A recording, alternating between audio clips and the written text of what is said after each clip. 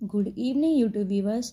आज का जो हमारा लेख रहेगा वह है अस्थिरता से घिरता पश्चिम एशिया, जिसके लेखक होंगे रामेश सिद्दीकी। तो चलिए शुरू करते हैं। जैसा कि आपको पता है, इजराइल और हमास के बीच हिंसक टकराव अब चौथे सप्ताह में प्रवेश कर चुका है और हाल फिलहाल उसके थमने के कोई आसार नहीं दिख रहे हैं।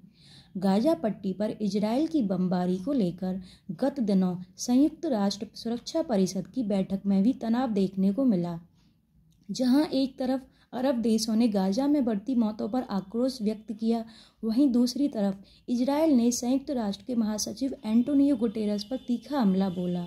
बैठक में अमेरिकी विदेश मंत्री एंटनी ब्लिंकन ने कहा कि अमेरिका ईरान के साथ युद्ध नहीं चाहता है, लेकिन अगर तेहरान कहीं पर भी अमेरिकियों पर हमला करता है तो वह निर्णायक जवाब देगा। पश्चिम एशिया पर तब से तनाव बढ़ रहा है जब से दक्षिणी इजराइल पर हमास का आतंकी हमला हुआ। इस हमले में करीब 1400 बेगुनाह इजरायली मारे गए।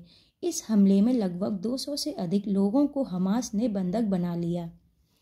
इसके बाद इजराइल की तरफ से जवाबी कार्रवाई शुरू हुई, जो आज तक जारी है।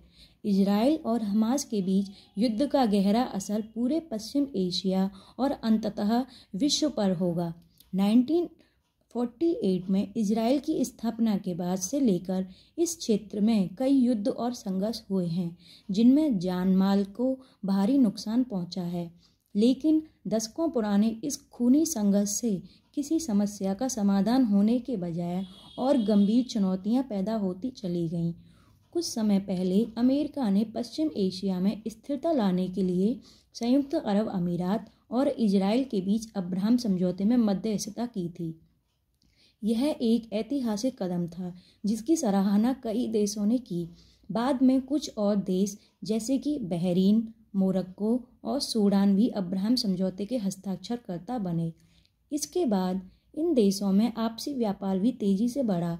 हाल में संयुक्त राष्ट्र ने सऊदी अरब में एक पर्यटन कॉन्फ्रेंस रखी, जिसमें भाग लेने के लिए इजरायली पर्यटन मंत्री ने वहां का दौरा किया। यह उल्लेखनीय इसलिए है क्योंकि यह इजरायली सरकार के किसी सदस्य का पहला सऊदी अरब दौरा था, लेकिन वर्तमान युद्ध ने इन सभी गतिविधियों पर रोक लगा दी है। जो अमेरिका कुछ समय पहले तक अब्राहम समझौते को आगे बढ़ाते हुए इजराइल एवं सऊदी अरब को करीब लाने की कोशिश कर रहा था, उसे अब अपने 2 शक्तिशाली विमान वाहक पोत इस क्षेत्र में उतारने पड़ गए हैं।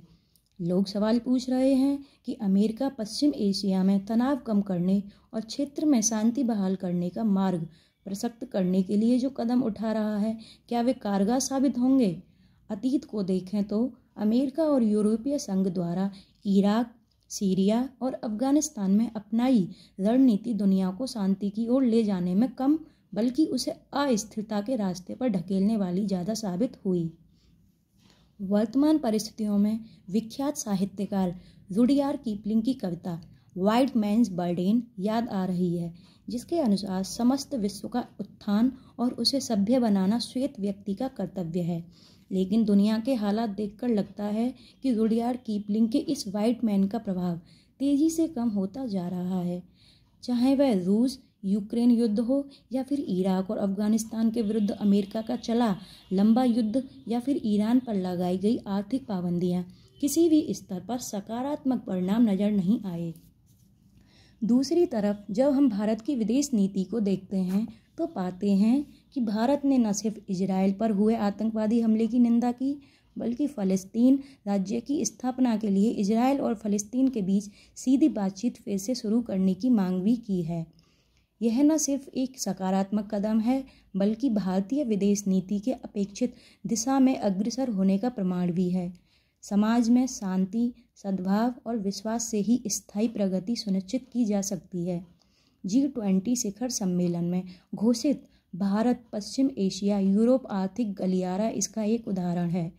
यह गलियारा संयुक्त अरब अमीरात, सऊदी अरब, जॉर्डन, इजराइल के रास्ते भारत को यूरोप में ग्रीस से जोड़ेगा। लेकिन इस योजना की सफलता विश्व बरादरी के आपसी विश्वास और भाईचारे पर निर्भर करेगी, जो केवल बातचीत से ही संभव है।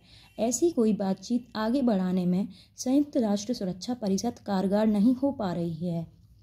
G20 शिखर सम्मेलन में प्रधानमंत्री मोदी ने अपने भाषण में इस पर जोर देते हुए कहा था कि दुनिया की बदलती वास्तविकताओं को प्रतिबंधित करना अनिवार्य है, क्योंकि यह प्रकृति का नियम है कि जो लोग समय के साथ नहीं बदलते वे अपनी प्रासंगिकता खो देते हैं। यही आज संयुक्त राष्ट्र के साथ होता दिख रहा है।